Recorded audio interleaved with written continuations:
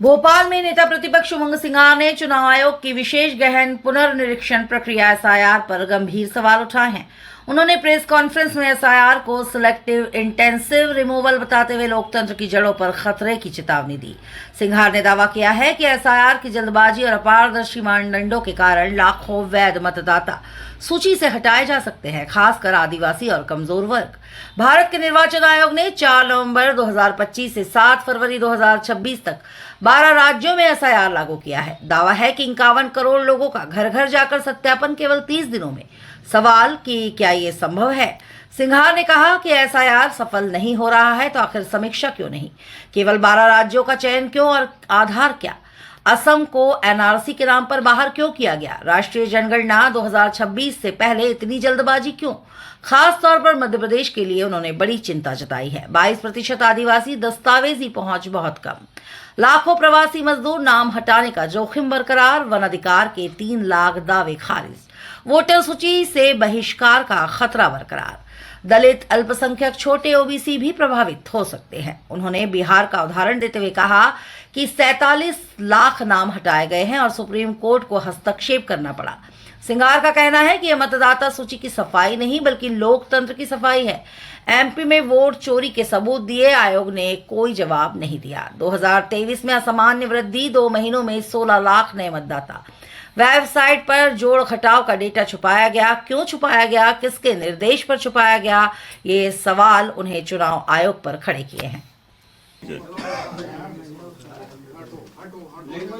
सम्मानित पत्रकार साथियों और सम्मानित हमारे साथी विधायक नारायण पट्टा जी, निश्चित तौर से देश के अंदर एसआईआर 12 राज्यों में हो रही है।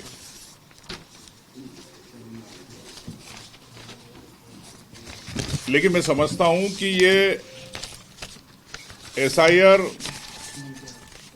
विशेष गहन पुनरीक्षण, स्पेशल इंटेंसिव रिवीजन, चुनाव आयोग ने इसका नाम दिया,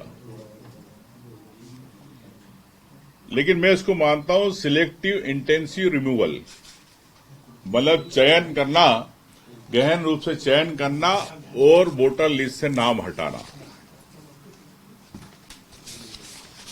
चुनाव आयोग ने हर साल स्पेशल समरी रिवीजन एसएसआर करता आया है। तो क्यों आवश्यकता पड़ी आपको एसआईआर की? मतलब आपकी जो प्रक्रिया हर साल आप चुनाव नाम जनवरी में घटाना बढ़ाना करते थे, उसी को लेके आपको विश्वास नहीं है। मतलब आपकी प्रक्रिया में ही आपको विश्वास नहीं है, तो जनता को कैसे विश्वास होगा? मैंने वोट चोरी को लेकर 19 अगस्त को भोपाल में प्रेस कॉन्फ्रेंस करी थी। इस प्रेस कॉन्फ्रेंस में कई प्रमाण के साथ मैंने आप लोगों को जानकारी दी थी, लेकिन आज तक मध्य प्रदेश चुनाव आयोग, चाहे केंद्रीय चुनाव आयोग, भारत शासन ने आज तक इस पे एक जवाब नहीं दिया। यह अलग बात है कि बीजेपी ने प्रेस कॉन्फ्रेंस करी, चुनाव आयोग के पक्ष में एजेंट बनके और जवाब देने का प्रयास किया। मैंने स्पष्ट कहा था कि 2 महीने के अंदर 16 लाख वोट बढ़े थे। वो चुनाव आयोग ने एक पत्र निकाला था 9 जून 2025 को, जिसमें स्पष्ट लिखा था कि जो सूची रहेगी, अंतिम सूची के बाद जो नाम जोड़े जाएंगे, वो किसी को ना दिए जाए, ना किसी वेबसाइट पर डाले जाए। आपको भी मैंने इसकी जानकारी दी थी। आज तक प्रदेश और देश के चुनाव आयोग चुप बैठे और मैं समझता हूं कि ये मध्य प्रदेश के अलावा मिजोरम, राजस्थान, तेलंगाना कई जगह इस प्रकार का आदेश हुआ था चुनाव आयोग का, लेकिन चुनाव आयोग ने इस पे कुछ नहीं कहा। तो जब चुनाव आयोग अगर गड़बड़ी कर रहा है देश का, तो हम एसआईआर को लेके, एक गहन पुनरीक्षण को लेके, मतदाता सूची को लेके हम कैसे विश्वास करें? मैं मानता हूं प्रदेश में 5.5 करोड़ वोट है, 5 करोड़ 65 लाख समथिंग, लगभग 65,000 वोट आपके मतदान केंद्र है। देश के अंदर 51 करोड़ वोटर है और 4 नवंबर से 4 दिसंबर के बीच में एक महीने के अंदर 30 दिन के अंदर आपको 51 करोड़ वोटरों की और मध्य प्रदेश में 5.5 करोड़ वोटर की सम्मिलित है कि आपको गिनती करना है। एक महीने में कैसे संभव है?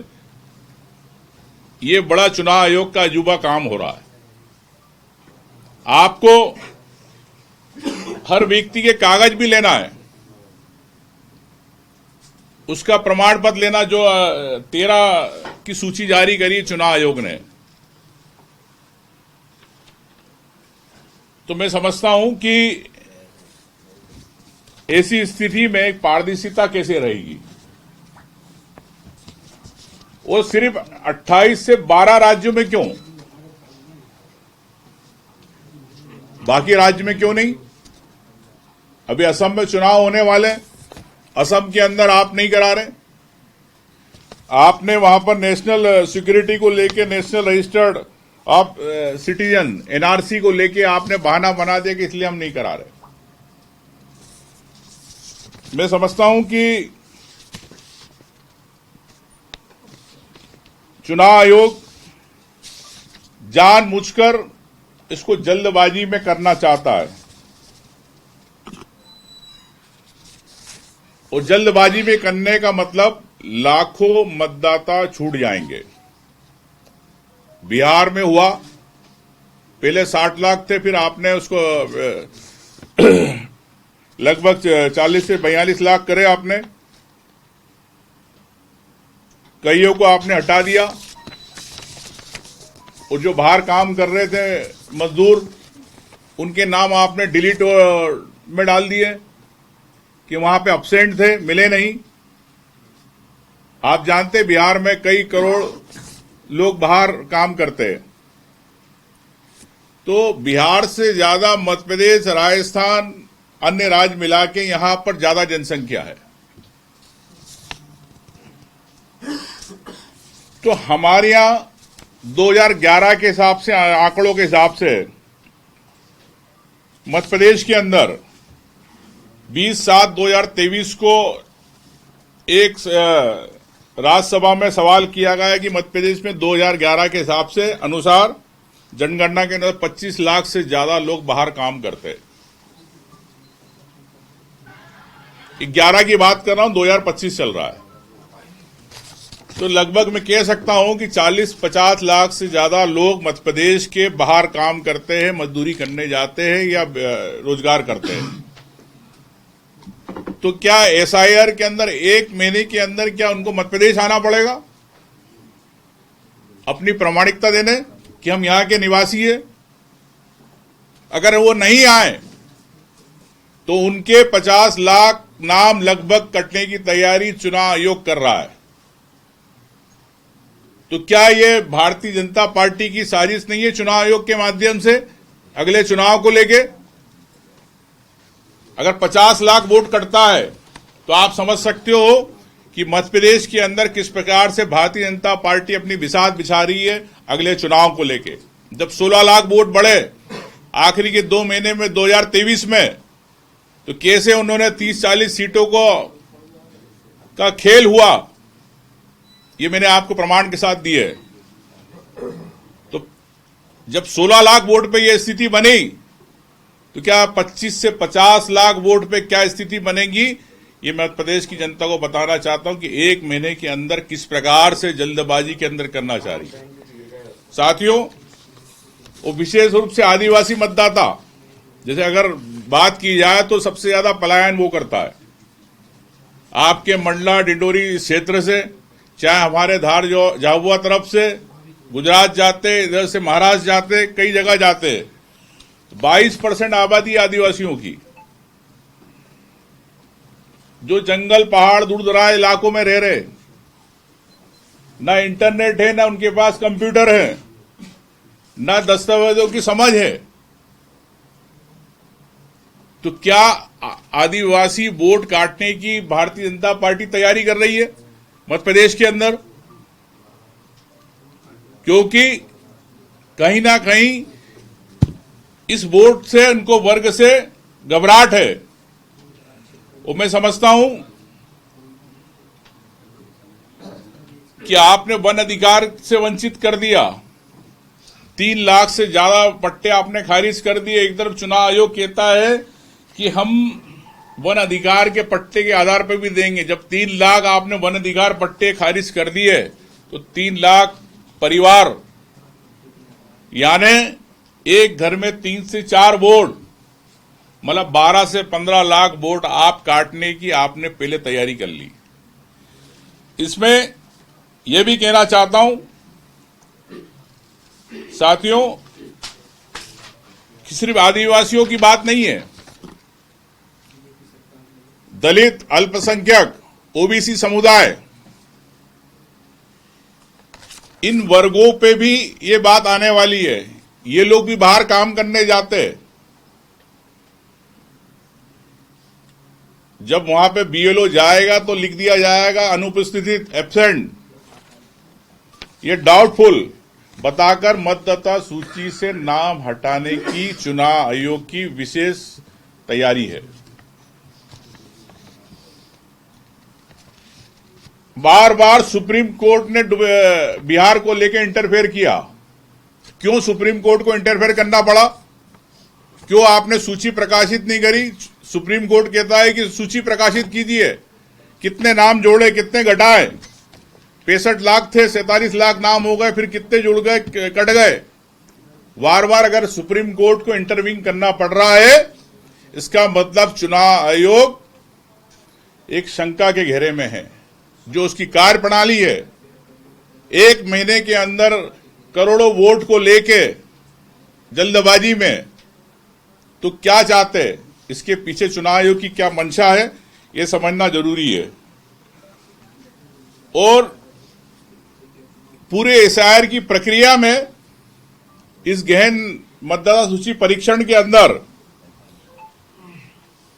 सूची से नाम हट जाता है, यह कागज देना एक वोटर की जवाबदारी, लेकिन सरकार के प्रशासनिक अधिकारी, एआरओ, डीएम, इनकी क्या जवाबदारी?